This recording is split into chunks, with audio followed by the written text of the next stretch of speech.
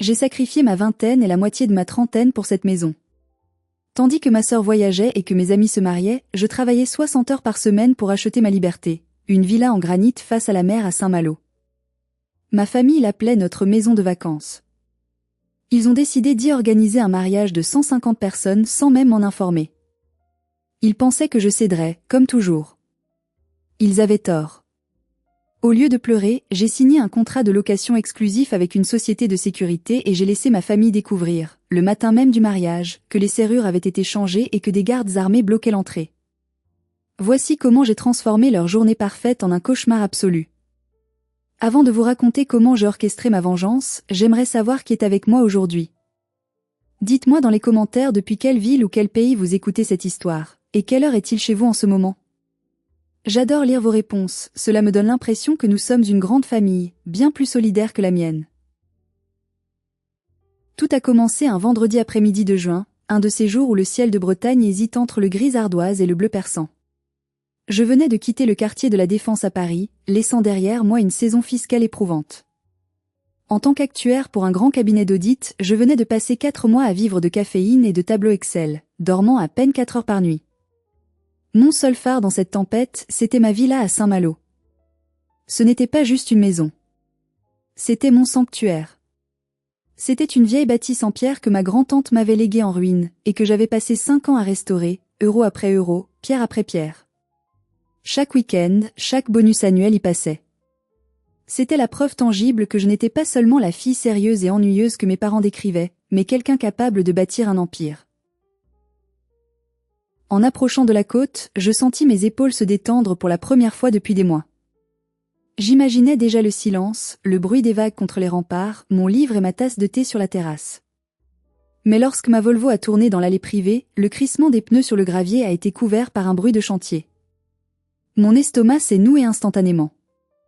Quelque chose clochait. Le portail en fer forgé, que je gardais toujours fermé, était grand ouvert. Pire encore, il avait été bloqué en position ouverte par une brique grossière. Je suis sorti de la voiture, mes jambes tremblant légèrement.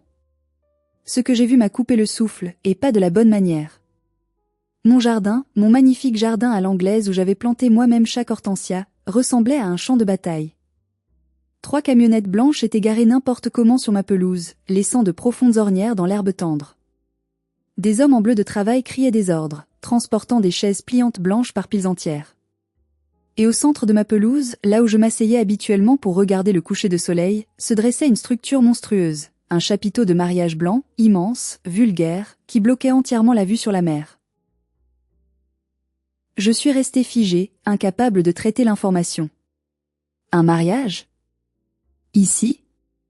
Attention! Cria une voix stridente. Tu vas écraser les pivoines. Je me suis tourné vers la voix. C'était Isor. Ma petite sœur de 26 ans. Elle se tenait près du vieux chêne, vêtue d'une robe d'été blanche, un verre de vin à la main, mon vin, ai-je noté avec une lucidité effrayante. Elle pointait du doigt un ouvrier qui installait des lanternes dans les branches. Elle m'a vu. Pendant une fraction de seconde, j'ai cru voir de la peur dans ses yeux. Mais c'était Isor. La peur a été immédiatement remplacée par un sourire éclatant, ce sourire qu'elle utilisait depuis l'enfance pour obtenir tout ce qu'elle voulait. Pénélope. C'est-elle écriée en trottinant vers moi, comme si ma présence était une surprise agréable et non une intrusion dans son plan. Tu es là plus tôt que prévu. C'est génial. Elle a essayé de me faire la bise, mais je suis resté rigide comme un piquet. Isor, ai-je dit, ma voix sonnant étrangement calme à mes propres oreilles. Qu'est-ce que c'est que ça? Pourquoi y a-t-il un chapiteau dans mon jardin? Elle a ri, un petit rire cristallin qui m'a donné envie de hurler. Oh, ne sois pas rabat-joie. Maman ne t'a pas dit? On fait les derniers ajustements pour la cérémonie. C'est magnifique, non? Le thème, c'est élégance marine. Regarde, on a fait installer une arche florale juste devant la falaise. La cérémonie? Ai-je répété? Quelle cérémonie? Mon mariage, bête. Avec Com. C'est samedi prochain. Samedi prochain. Dans 8 jours. Ma sœur organisait son mariage chez moi, et je l'apprenais en rentrant du travail par hasard. Tu te maries, ici? Dans ma maison? Notre maison, a-t-elle corrigé automatiquement.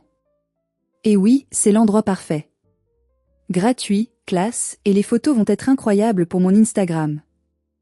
D'ailleurs, puisque tu es là, le traiteur a besoin d'une signature pour la livraison des fruits de mer. Tu peux t'en occuper? Je suis débordée. Elle m'a tendu un bon de livraison froissé.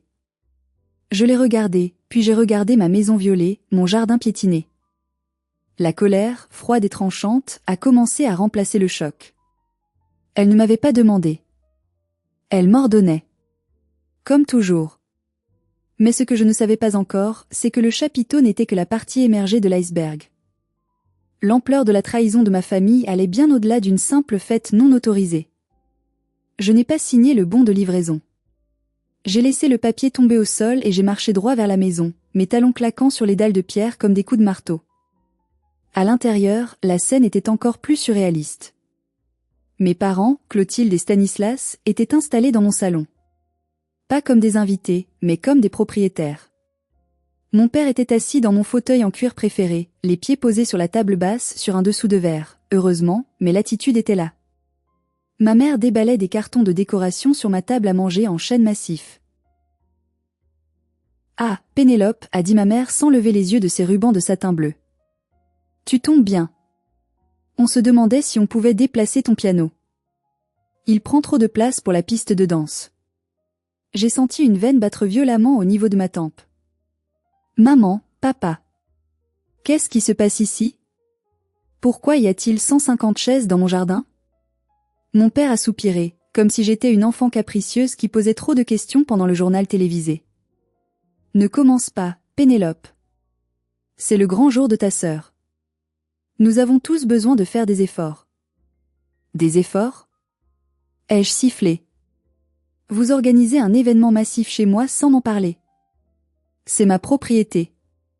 Mon nom est sur l'acte de vente. Je paie l'hypothèque, les taxes, l'entretien. Vous n'avez aucun droit, nous sommes une famille. M'a coupé ma mère, sa voix montant d'un octave. Cette maison est trop grande pour une personne seule, de toute façon. C'est égoïste de ta part de vouloir la garder pour toi tout le temps. Isor a toujours rêvé d'un mariage au bord de la mer.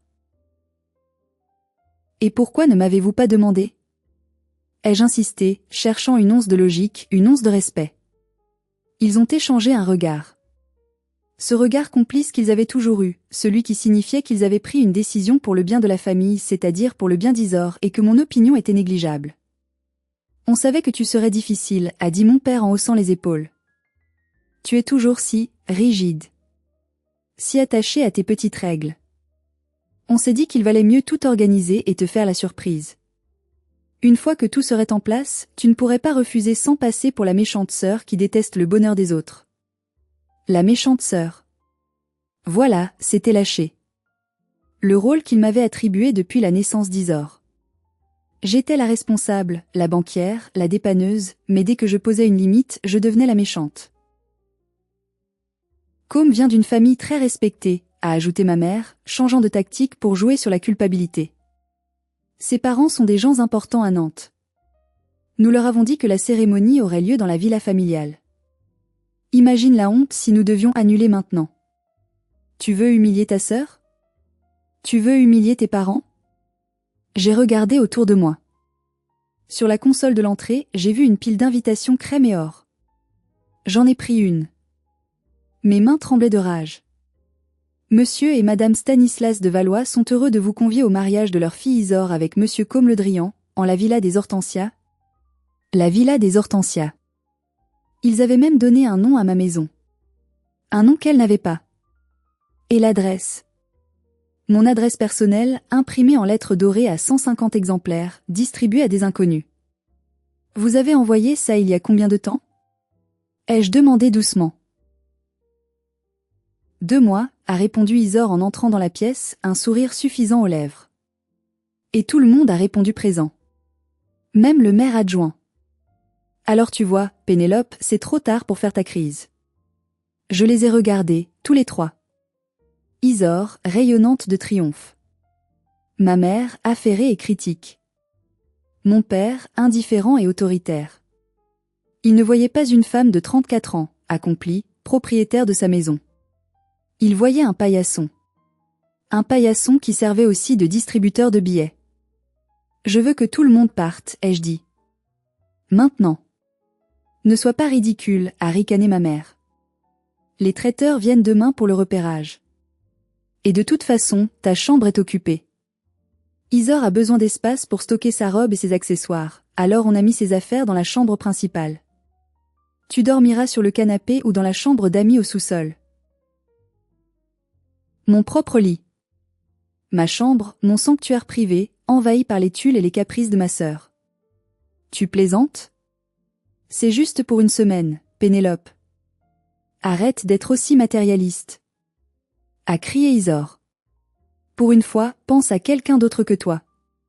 C'était la phrase de trop. Matérialiste. Moi qui avais payé les frais de scolarité d'Isor quand mon père avait fait de mauvais investissements. Moi qui avais payé leur voiture. Je n'ai pas crié. J'ai senti un calme froid, presque métallique, m'envahir. C'était le calme que je ressentais avant une négociation difficile au travail. Le calme de l'actuaire qui vient de repérer une erreur fatale dans les comptes adverses. Très bien, ai-je dit. Je vais aller chez Adélaïde ce soir. C'est ça, va bouder chez ta copine, a lancé mon père en agitant la main. Et reviens quand tu seras de meilleure humeur pour aider ta mère. Je suis sortie sans un mot de plus. Il pensait avoir gagné. Il pensait que mon silence était une soumission. Il ne savait pas que je venais de déclarer la guerre. Je suis arrivée chez Adélaïde, ma meilleure amie depuis le lycée et avocate redoutable à Saint-Malo, dans un état de fureur glaciale. Je n'ai pas pleuré. Les larmes étaient pour les gens qui avaient encore de l'espoir. Moi, je n'avais plus que des plans. Ils ont fait quoi? S'est exclamée Adélaïde en me versant un grand verre de vin rouge. Pénélope, c'est de la violation de domicile. Tu peux appeler la police tout de suite. Pas encore, ai-je répondu, en fixant le liquide sombre dans mon verre. Si j'appelle la police maintenant, c'est une dispute domestique. Ils joueront les victimes, diront que je suis une fille ingrate. Je veux que ce soit indiscutable. Je veux qu'ils comprennent qu'on ne touche pas à ce qui est à moi.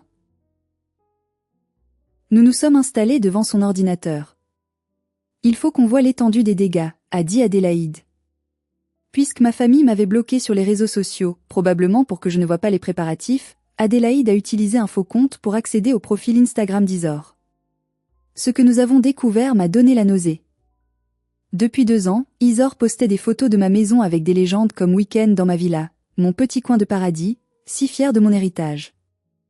Elle avait construit toute une personnalité en ligne basée sur le mensonge qu'elle était la riche propriétaire de la villa. Pas une seule fois mon nom n'était mentionné. Dans les commentaires, ses amis s'extasiaient. « Quelle chance tu as, Isor, tu nous invites quand ?» Mais le pire restait à venir. En fouillant dans ma boîte mail professionnelle, la seule qu'Isor ne pouvait pas pirater, j'ai trouvé une notification étrange dans mes spams. C'était une alerte de ma banque concernant une tentative de transaction suspecte datant d'il y a 3 jours. J'ai ouvert l'application de ma banque en ligne. Mon cœur a raté un battement. Une transaction de 5 000 € avait été tentée chez Traiteur Gourmet Saint-Malo. Refusée pour dépassement de plafond. Mais une autre transaction de 2 000 € était passée chez un fleuriste de luxe. La carte utilisée? Une carte de crédit secondaire que j'avais créée il y a 5 ans pour ma mère, spécifiquement et uniquement pour les urgences médicales, après qu'elle ait eu un problème de santé mineur. Je n'avais jamais annulé cette carte, par confiance. Par négligence. Ma mère avait utilisé cette carte d'urgence pour payer les fleurs du mariage d'Isor. Je me suis sentie physiquement malade. Ce n'était plus seulement de l'irrespect. C'était du vol. Ils me volaient pour financer leur parade, tout en me traitant d'égoïste en face. Arrêtez-vous une seconde. Mettez-vous à ma place. Votre mère, celle qui est censée vous protéger, vole vos économies pour payer le mariage de votre sœur, tout en vous disant que vous êtes une mauvaise personne. Que auriez-vous fait à ce moment précis? Auriez-vous explosé de colère ou auriez-vous, comme moi, préparé une vengeance froide et calculée? Dites-le moi en commentaire. C'est fini, ai-je murmuré. Adélaïde, c'est fini. Ils ne sont plus ma famille. Ce sont des parasites. Adélaïde a posé sa main sur mon bras. Qu'est-ce que tu veux faire, Péné? Tu as la loi de ton côté. J'ai réfléchi. Je suis actuaire. Mon métier, c'est d'évaluer le risque et de calculer les conséquences. Une simple dispute ne suffirait pas. Il reviendrait. Il s'excuserait, pleurerait, et recommencerait 6 mois plus tard. Il me fallait une solution radicale. Une solution nucléaire. Je veux les expulser, ai-je dit. Mais pas seulement les mettre dehors. Je veux que ce soit légalement inattaquable. Je veux qu'ils ne puissent jamais, jamais revenir. Une idée a germé dans mon esprit. Une idée brillante et terrible. Tu te souviens de Madame Hermine? Ai-je demandé à Adélaïde. La cliente de mon cabinet qui organise des séminaires pour les entreprises du CAC 40? Oui, pourquoi? Elle m'a appelé la semaine dernière. Elle cherchait désespérément un lieu haut de gamme et ultra sécurisé à Saint-Malo pour un sommet discret d'une entreprise technologique. Ils ont besoin d'une confidentialité totale. Ils paient le prix fort. J'ai sorti mon téléphone. Si je loue la maison à cette entreprise pour le week-end prochain. C'est un contrat commercial. Un bail commercial prévaut sur une occupation familiale sans titre ni droit. Les yeux d'Adélaïde se sont illuminés. Pénélope, tu es diabolique. Si tu signes un bail commercial, tu as l'obligation légale de fournir le logement vide.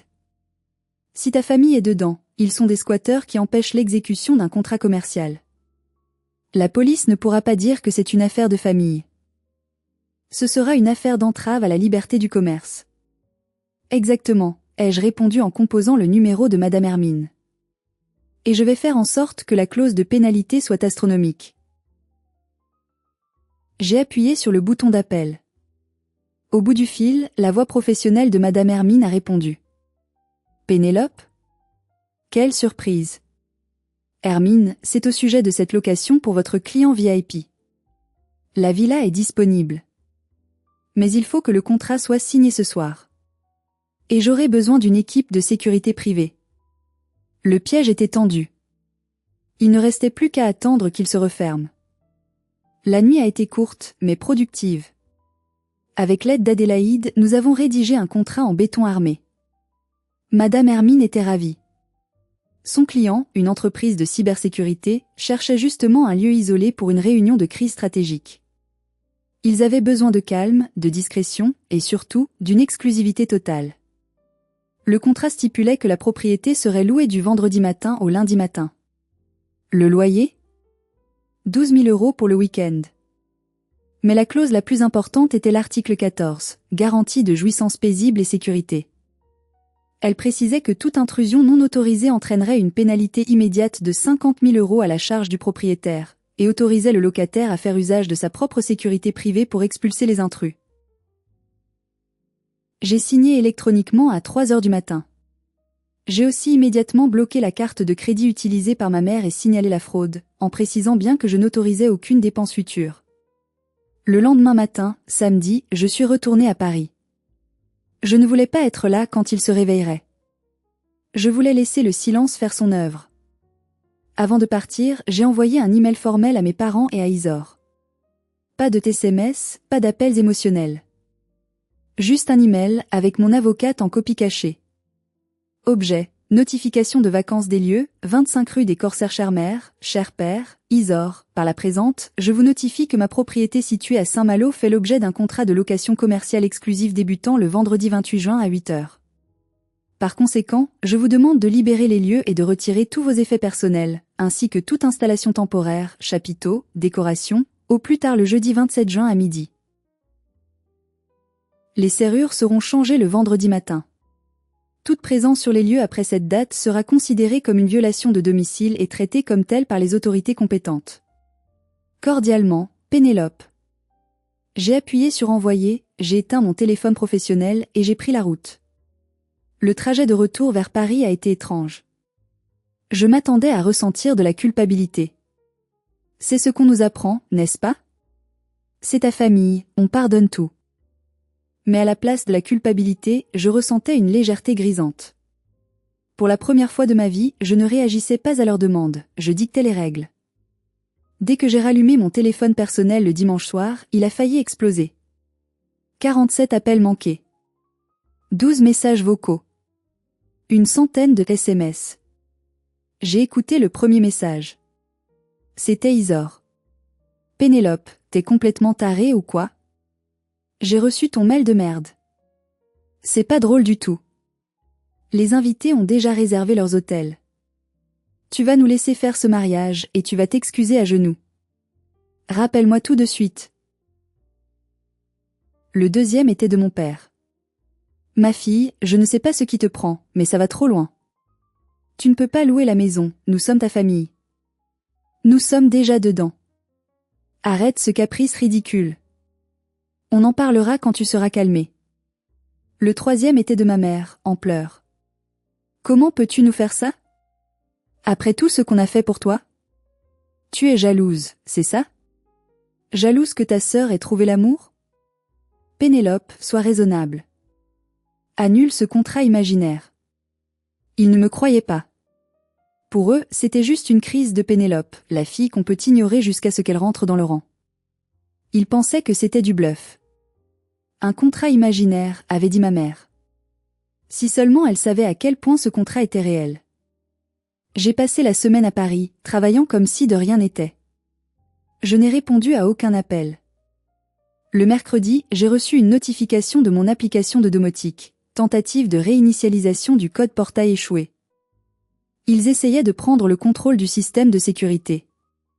J'ai souri et j'ai changé les droits d'accès administrateur, les verrouillant définitivement hors du système numérique de la maison. Le jeudi soir, à la veille de l'échéance, Isor m'a envoyé un dernier SMS. On est toujours là. Le chapiteau est décoré. Les fleurs sont arrivées. Tu ne viendras pas oser nous mettre dehors devant tout le monde. Je sais que tu n'es pas assez cruel pour ça. Elle avait raison sur un point. L'ancienne Pénélope n'aurait pas été assez cruelle.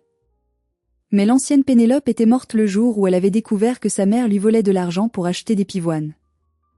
J'ai transféré le SMS à Madame Hermine avec une note. Comme prévu, les squatteurs refusent de partir. Vous avez mon feu vert pour activer le protocole de sécurité dès 8 heures demain. Je serai sur place. La machine était lancée. Il n'y avait plus de retour en arrière possible. Le vendredi matin, l'air était électrique. J'avais pris une journée de congé et j'étais revenue à Saint-Malo la veille au soir, dormant discrètement à l'hôtel, loin de la villa.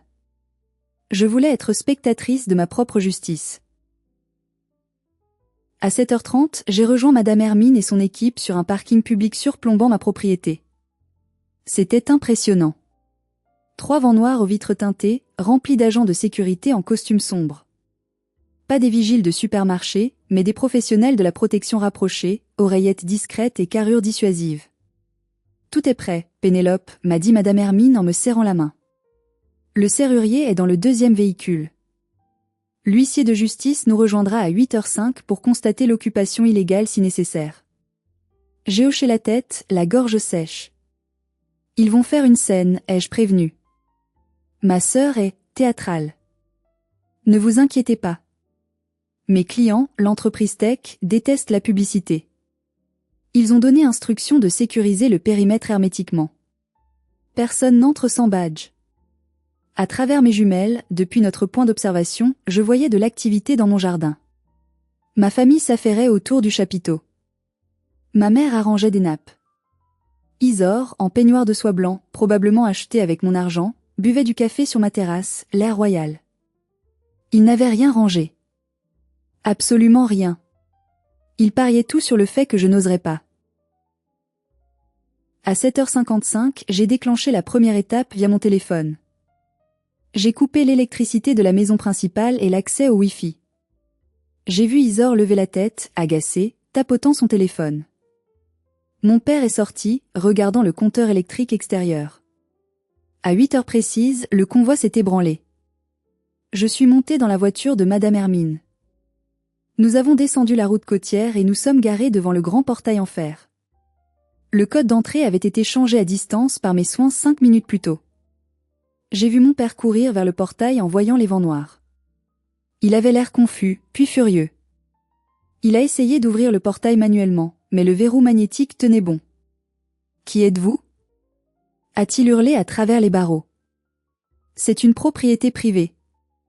Il y a un mariage ici. Le chef de la sécurité, un homme grand et chauve nommé David, est sorti du premier van. Il s'est approché du portail avec un calme olympien. Monsieur, je représente la société locataire de cette propriété. Nous avons un bail commercial débutant à 8 heures ce matin. Vous êtes en violation de propriété privée. Veuillez ouvrir ce portail immédiatement pour nous permettre de prendre possession des lieux. Quoi? Mais vous délirez. C'est la maison de ma fille. Je suis son père. Le propriétaire, Madame Pénélope, a signé le contrat.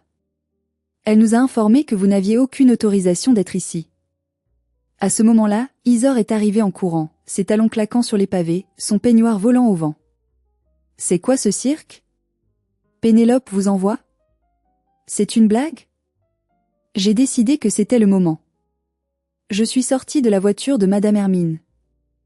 J'avais pris soin de m'habiller de manière impeccable, un tailleur pantalon bleu marine, des talons aiguilles, mes lunettes de soleil. L'image même de la réussite qu'ils méprisaient tant.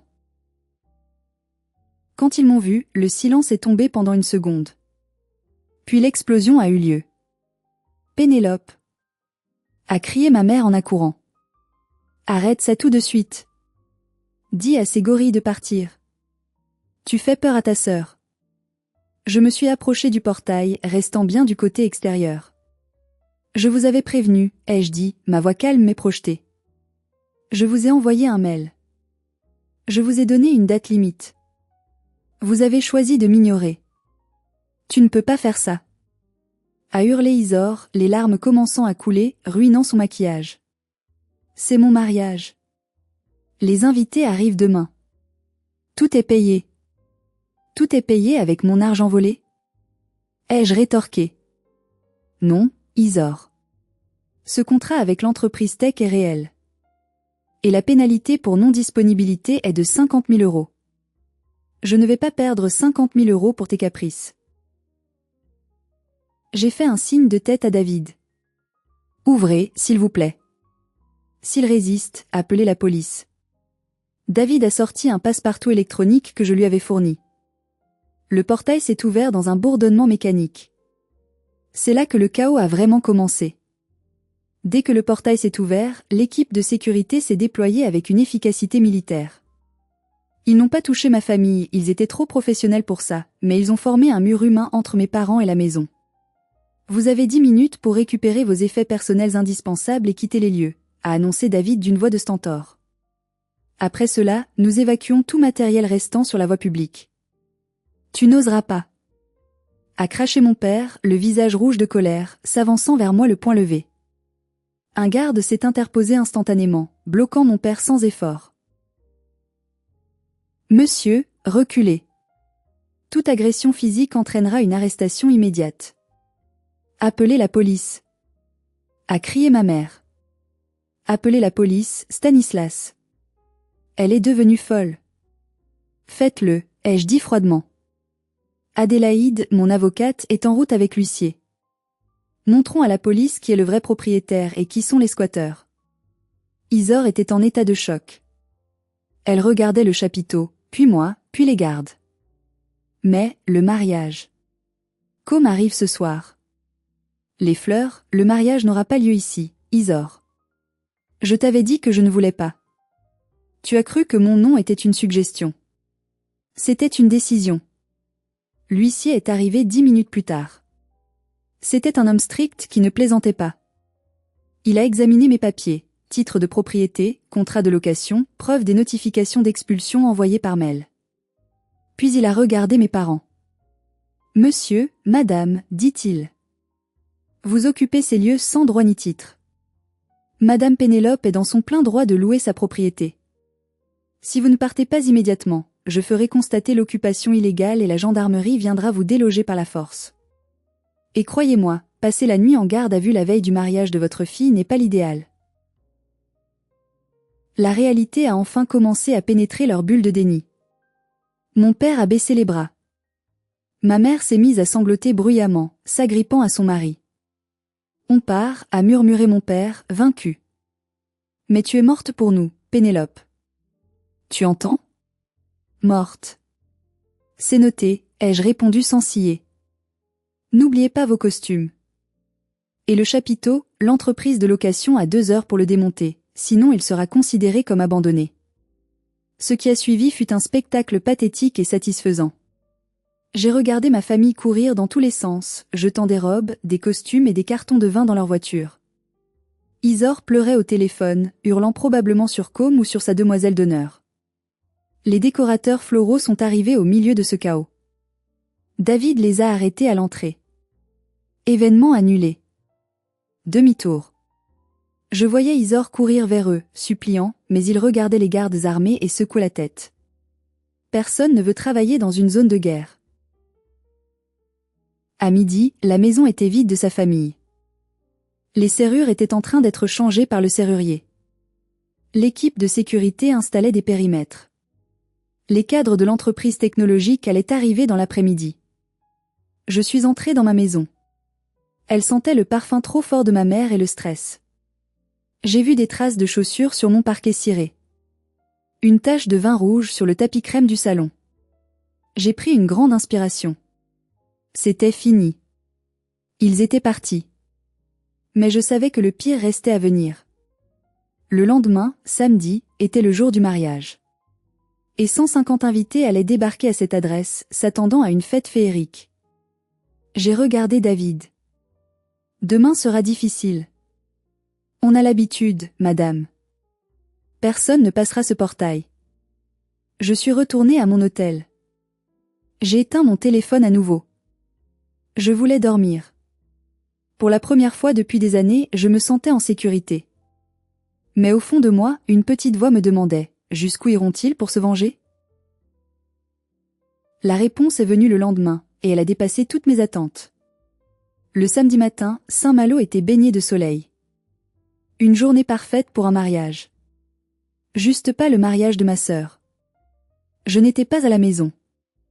La villa était désormais occupée par les cadres de l'entreprise de cybersécurité qui tenaient leur réunion stratégique. J'avais cependant demandé à David, le chef de la sécurité, de me tenir informé par message. À 13 heures, les premiers invités sont arrivés. C'étaient les oncles et tantes éloignés, ceux qui arrivent toujours en avance pour critiquer. David m'a envoyé une photo, 2 voitures bloquées devant le portail fermé, avec un panneau que j'avais fait installer la veille. Propriété privée, événement d'entreprise en cours, accès strictement interdit. À 14 heures, c'était l'embouteillage. D'après le rapport de David, la rue étroite menant à la villa était bloquée par des dizaines de voitures. Les invités, habillés de leurs plus beaux atours, descendaient, confus. Et puis, le cortège des mariés est arrivé. Apparemment, Isor n'avait prévenu personne. Dans son déni absolu, ou peut-être dans une tentative désespérée de me forcer la main au dernier moment, elle avait maintenu le lieu de rendez-vous. Elle pensait peut-être qu'en voyant 150 personnes, les gardes s'écarteraient par magie. Elle avait tort. David m'a raconté la scène plus tard.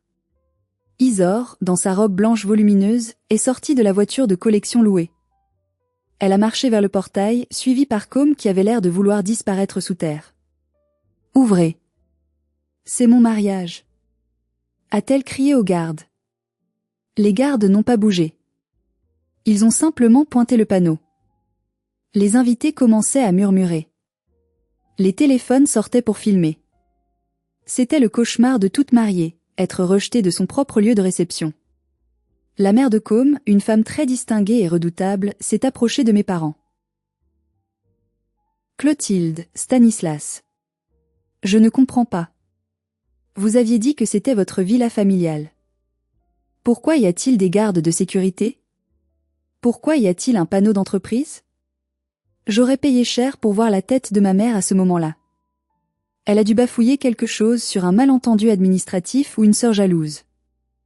Mais le mensonge ne tenait plus. La réalité était là, des grilles fermées, des hommes en noir, et aucune fête.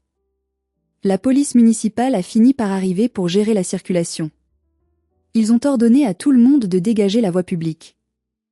Le mariage a dû se replier en catastrophe vers le plan B, la salle arrière d'un restaurant de fruits de mer que mon père connaissait, à 20 km de là. Pas de vue sur mer, pas de jardin, pas de glamour. Juste des néons et une odeur de friture. Mais le vrai drame s'est joué en ligne. Vers 16 heures, alors que je buvais un thé chez Adélaïde, mon téléphone a commencé à vibrer de notifications. Isor avait lancé un live Instagram depuis le parking du restaurant. Elle pleurait, le mascara coulant sur ses joues. Ma propre sœur. Elle a ruiné ma vie. Elle est malade mentale. Elle a attendu le dernier moment pour changer les serrures parce qu'elle est jalouse que je sois heureuse. Elle veut me détruire. C'est une sorcière. Les commentaires affluaient. Au début, c'était du soutien. Oh ma pauvre chérie, quelle horreur, honte à la sœur. J'ai regardé Adélaïde. C'est le moment ? A-t-elle demandé. C'est le moment. J'ai ouvert mon propre Facebook et Instagram. Je n'avais jamais beaucoup posté, mais j'avais tous les amis de la famille et beaucoup d'amis communs. J'ai publié un seul post, public. Titre, La vérité sur la villa DE Famille. Le contenu était simple et brutal, une photo de mon titre de propriété, avec mon nom seul surligné. Une copie des relevés bancaires montrant les 10 ans de paiement d'hypothèque par moi seul. La capture d'écran de la tentative de vol de 5 000 € sur ma carte bancaire par ma mère pour le traiteur. Les emails envoyés il y a 2 mois, 1 mois et 1 semaine, demandant à ma famille de ne pas organiser ce mariage chez moi. J'ai ajouté une légende, je n'ai pas ruiné un mariage. J'ai protégé ma maison contre des gens qui m'ont volé, menti, et ignoré mon refus explicite pendant des mois. L'amour ne justifie pas le vol. La famille ne justifie pas l'abus. J'ai tagué Isor. J'ai tagué Com. J'ai tagué mes parents. Puis j'ai posé mon téléphone. La bombe était lâchée. Il ne restait plus qu'à regarder l'onde de choc. L'effet de mon post a été immédiat et dévastateur. En moins d'1 heure, le vent a tourné. Les amis d'Isor, ceux qui la plaignaient 5 minutes plus tôt, ont commencé à lire les preuves. C'est difficile d'argumenter contre un relevé bancaire montrant un vol. C'est difficile de défendre quelqu'un qui prétend être propriétaire d'une maison qui ne lui appartient pas. Les commentaires sous le live d'Isor ont changé de ton. Attends, c'est pas ta maison ? Tu as essayé de voler 5 000 balles à ta sœur ? Donc elle t'avait dit non depuis le début et tu as forcé ? Isor a supprimé son live, mais c'était trop tard. Des captures d'écran circulaient déjà. Le soir même, j'ai reçu un appel d'un numéro inconnu. C'était Com, le marié. Sa voix était tremblante, épuisée. Pénélope ? C'est Com. Bonjour Com. Félicitations pour ton mariage. Il a émis un rire amer. Merci. Si on peut appeler ça un mariage. Écoute, j'ai vu ton post. Est-ce que c'est vrai ? Pour la carte bancaire ? Pour la maison ? Tout est vrai, Com. Je peux t'envoyer les originaux si tu veux. Il y a eu un long silence. Ils m'ont dit que tu étais d'accord. Ta mère m'a dit que c'était ton cadeau de mariage. Isor m'a dit que la maison serait à elle un jour. La maison est à moi. Elle sera à moi jusqu'à ma mort. Isor n'a jamais mis un centime dedans. Et pour le cadeau, mon cadeau, c'est de ne pas porter plainte contre ma mère pour fraude bancaire. Pour l'instant. Je vois, a-t-il dit doucement. Je me suis fait avoir. Mes parents sont furieux. Ils pensaient s'allier à une famille respectable. On passe pour des clowns. Je n'avais pas de pitié pour lui, pas vraiment. Il aurait pu poser des questions. Mais il était une victime collatérale. Désolé, Com. Mais tu devais savoir qui tu épousais. Le lendemain, la vengeance des singes volants, les alliés de ma mère, a commencé, mais elle était faible. Quelques tantes m'ont envoyé des messages disant que le linge sale se lave en famille, mais je répondais simplement par la capture d'écran du vol bancaire. Ça les faisait taire instantanément. Le lundi matin, quand j'ai récupéré ma maison après le départ de l'entreprise Tech, j'ai trouvé un chèque de 12 000 € sur la table et une note de Madame Hermine. Merci pour ce lieu exceptionnel. Nos clients ont adoré la sécurité impitoyable. À la prochaine. J'avais gagné. J'avais l'argent, j'avais la maison, et j'avais la vérité de mon côté. Mais il restait une dernière chose à faire. La confrontation finale. Ils allaient revenir, je le savais. Ils avaient besoin d'argent pour payer le restaurant de remplacement et pour calmer la belle famille. Le mardi soir, ma mère m'a appelé. Sa voix n'était plus en colère. Elle était petite, brisée. On peut se voir? S'il te plaît. Papa ne va pas bien. J'ai accepté. Mais pas à la maison. Dans un lieu public, neutre. Et j'ai préparé ce que j'appelais mon dossier bleu. Nous nous sommes retrouvés dans une brasserie du centre de Saint-Malo. Ma mère, mon père et Isor étaient là. Ils avaient l'air d'avoir vieilli de 10 ans en 3 jours. Isor ne portait pas son alliance. Côme n'était pas là. Ils se sont assis en silence. Mon père fixait la nappe. Isor regardait par la fenêtre, les yeux rouges. « Tu es contente de toi ?» a murmuré Isor. Côme est parti chez ses parents. Il veut annuler le mariage. Il dit que je suis une menteuse pathologique. Il a raison, ai-je répondu en commandant un café. Pénélope. C'est indigné ma mère, mais sans conviction. On est venu pour arranger les choses. On a besoin d'aide. Le restaurant, le plan B, il nous facture un supplément de dernière minute. Et les parents de Côme demandent le remboursement de leur part. On est ruinés. Elle a tendu la main vers moi, cette main qui m'avait si souvent repoussée. On a besoin de 10 000 euros. S'il te plaît. C'est un prêt. On te remboursera. J'ai failli rire. L'audace était incroyable. Après tout ça, il demandait encore de l'argent. J'ai posé mon sac sur la table et j'en ai sorti un dossier bleu épais. Je l'ai fait glisser vers mon père. Avant de parler d'argent, regardez ça. Mon père a ouvert le dossier. Qu'est-ce que c'est? C'est la comptabilité de notre relation sur les 10 dernières années, ai-je expliqué. J'ai tout listé. Il a tourné les pages. Page 1, frais de scolarité d'Isor, école de mode privée, 25 000 euros, payés par Pénélope. Page 2, achat de la voiture de maman, 12 000 euros, payés par Pénélope. Page 3, dette de jeu de papa, remboursée pour éviter les huissiers, 8 000 euros. Page 4, réparation villa après les fêtes d'Isor, 2018 à 2023, 15 000 euros. Page 5, vol carte bancaire, fleur mariage, 2 000 euros. Le total est à la dernière page, ai-je dit. Mon père a regardé le chiffre. 184 000 euros. Vous m'avez coûté près de 200 000 euros en 10 ans, ai-je dit calmement. J'ai payé parce que je pensais que c'était ça, l'amour filial. J'ai payé pour acheter votre affection. Mais j'ai réalisé ce week-end que je ne l'aurai jamais. Pour vous, je suis juste un chéquier sur pattes. Ce n'est pas vrai, a commencé ma mère, les larmes aux yeux. Si, c'est vrai. Vous avez essayé de voler ma maison. Vous m'avez traité d'étrangère dans mon propre salon. Alors voilà les nouvelles règles. Je me suis redressée sur ma chaise. Règle numéro 1, vous ne mettez plus jamais les pieds dans ma villa. J'ai changé les codes, les serrures, et j'ai installé des caméras. Si vous approchez, je porte plainte pour harcèlement. Règle numéro 2, je ne vous donnerai plus un seul centime. Jamais. Débrouillez-vous avec vos dettes. Vendez votre voiture, vendez vos bijoux. Ce n'est plus mon problème. Règle numéro 3, si vous voulez me voir, ce sera sur invitation uniquement. Et si je vois un seul autre mensonge sur moi sur Internet, je publie ce dossier complet.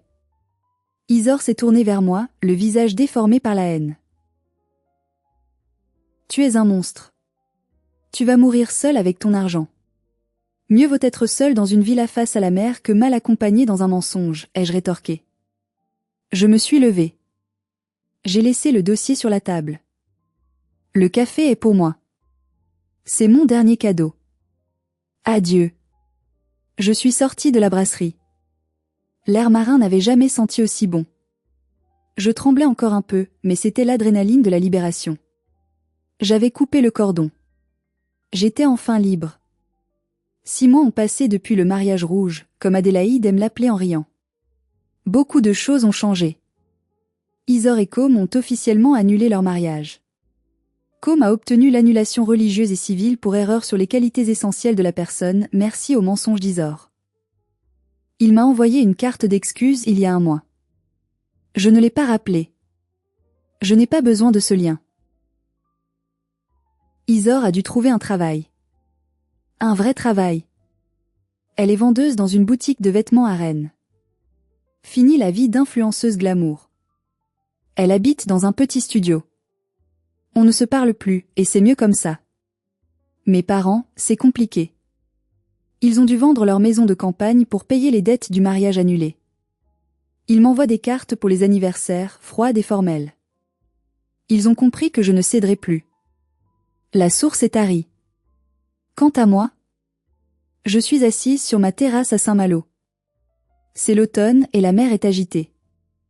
Les vagues s'écrasent contre les rochers, projetant de l'écume jusque sur mes vitres. J'ai réaménagé la maison. J'ai brûlé les draps du lit où Isor avait dormi. J'ai repeint la chambre d'amis. J'ai acheté ce piano à queue dont je rêvais, et je l'ai mis exactement là où ma mère voulait mettre la piste de danse. Parfois, le silence est lourd. Parfois, je me demande si j'ai été trop dure. C'est le conditionnement de toute une vie qui remonte. La petite voix qui dit « Tu dois être gentille ». Mais alors, je regarde mon relevé de compte. Je regarde mes murs en pierre tranquille. Je regarde le respect que j'ai gagné, non seulement aux yeux des autres, mais à mes propres yeux. J'ai appris une leçon douloureuse mais nécessaire. La famille n'est pas un droit divin. C'est un privilège. Et comme tout privilège, il se mérite. J'ai perdu une sœur et des parents, c'est vrai. Mais je me suis retrouvée, moi. Et je préfère 1000 fois cette solitude choisie, digne et paisible, au chaos toxique qu'il apportait dans ma vie. Ma maison est enfin mon foyer. Et personne, plus jamais, n'y entrera sans mon invitation. Merci d'avoir écouté mon histoire jusqu'au bout. C'était difficile de revivre ces moments, mais je pense qu'il est important de parler des limites, même avec sa famille. Si vous avez ressenti de la satisfaction en voyant ma vengeance, laissez un j'aime sur cette vidéo. Et surtout, abonnez-vous pour ne pas manquer les prochaines histoires. J'aimerais aussi lire VOS Histoire. Avez-vous déjà dû couper les ponts avec un membre toxique de votre famille? Racontez-moi tout en commentaire, je les lirai tous. Prenez soin de vous et de vos limites. À bientôt. Problem. God, an invite. Wow. Whoa, Level 6, Tommy. 7. Lightning, you need to get I was off. saying You need I to get would off. never play- You can't play. I was telling the Misty that yesterday. I saw I was all 6-7. I was like, I can never play her again. You might have to just You quit need to right be here. 9 and then that's better. No. But I've had to unironically change my nameplate to Luna Snow because I feel like paranoid because every time I load up in competitive, Hawkeye gets banned. He gets banned every single game. I haven't been able to play him once playing competitive this season. I mean, to be fair, I've only played like 5 games, maybe 6. But my god, I've never been able to play him. Thing deserves to be insta-banned forever. Perma-banned. Terrible I gameplay. played him before everybody. Wait, was Lightning, saying did you wanna play everyone- Deadpool? No, I don't want to play Deadpool. Okay. You said you didn't play it, so His kit looks so complicated. He has it's a so book. complicated. Yeah. You He has a book I can't read. have to- Oh, I don't even read it. I just push A. I know. I hope so. I know what to do on the book ish. I'd rather just point my bow and shoot. That's more of a simple brain thing I could do. I wonder if I can turn off have a his like bleeps and I can actually hear him cuss. Tommy, check it out. Tommy, check it out. Why'd you buy that? What is wrong with you? Check it out. What the shit is this? No. No. You guys don't Why? deserve money. What the Yes, fuck is you that? deserve money. The battle starts in 5. I've Was never that played a game of Venom? Venom, by the way. Yeah, I've never played a game. Why'd of Venom, you- by the way. What? He's gonna be my next tank I learn after I get Captain America Lord. Or not Captain, yeah, Captain America. I have still not gotten one Lord. Same. I haven't really been trying. Like the fuck? I haven't been trying to. Oh, perfect. You just play the same character. Yeah, and I don't do that.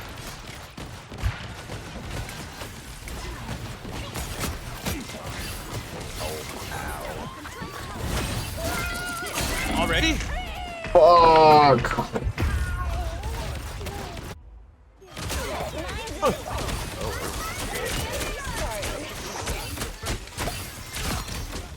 Nice peels coming from the tanks, guys. Actually, I'm a healer. What? Haven't died yet. Let's go. Actually, I'm a healer. I'm gonna keep on saying. If anyone complains about me, I'm just gonna say I'm the opposite. Not Like healer. how Galactic just absolutely hates Deadpool. Why? Why? He's so annoying to her. No.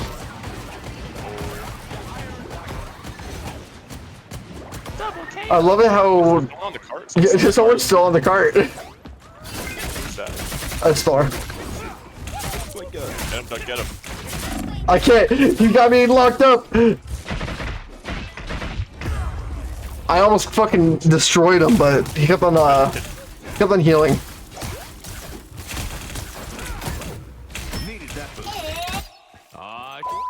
Here we go That's right. again. That's right. It's spider time. Oh my god. Wow, another squirrel. How does she get that so fast? Where's my TV? Dead. Dying by the squirrels. Little squirrels. Are you Help. Maybe if we had some Groot walls blocking the squirrels' path so that they didn't get to us. I know, why is intoxicating on this group, but hated on me when I was playing Groot? Help. You know Tommy's Groot, right? I know. Okay. But still, you know I was Groot when she was hating on me. Hey, heal me. Oh, I'm trying. Sandwich the team.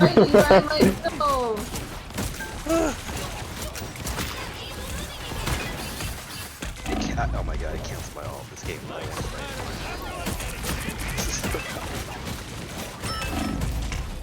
Guys. Yes. Team sandwich.